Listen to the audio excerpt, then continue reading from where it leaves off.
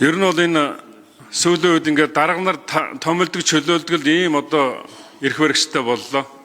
Хаасайг бол даргаыг нэмэгдүүлсэн ийм л одоо зүйлийг хийх юм. Ард түмний амьдрал хэцүү байж дарга нарын тоог нэмэл даажигнаад байгаа юм уу? Яагаад байгаа одоо энэ чинь? Дэдсээ тавиал. Энэ хүмүүсийн амьдрал хэцүү шүү дээ. Тэгээ би дараагийнхтар нь одоо үг хэлэхдээ хэлнэ. 20 мянган аж ахуйн нэгж дампуурсан байна. 28 мянган аж ахуйн нэгж дансаа хаалгацсан байж байна.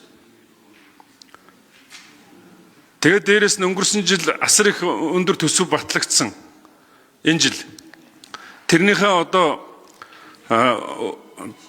зардлыг гаргачаад одоо тэрний өрийг нөхөхийн тулд яаж ийн ихтер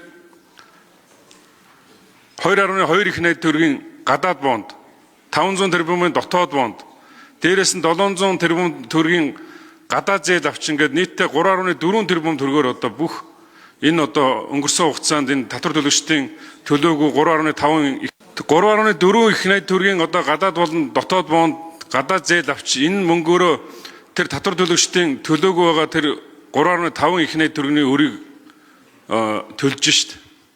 Өөрөөр ингээд төлөөд яваад байгаа юм уу? Энэ өрчин одоо нэг хүнд ногдох нь бараг 50 сая төгрөг хүрлээ шүү дээ. Ингэж одоо хойч өвдөө одоо энэ баахан өр үлдээх юм уу? Тэгээ энэ дарга нар томилж даажиндаа болж байна шүү дээ. Энэ хүмүүсийн аж ахуйн нэгжүүлчин ажил төрөл нь хэцүү, бизнес нь явахгүй, энэ бүх зүйл чинь эх хонд дахиад үргэлжлээд явна шүү дээ. Нэг зэс өндөр үнэтэй байгаа тулдаа нэг та нар тисчих шиг байна. Чилийн нэг үйлдвэр одоо нурснаас болоод зэсийн үн өсөж байгаа, эрхчил дахиад өснө.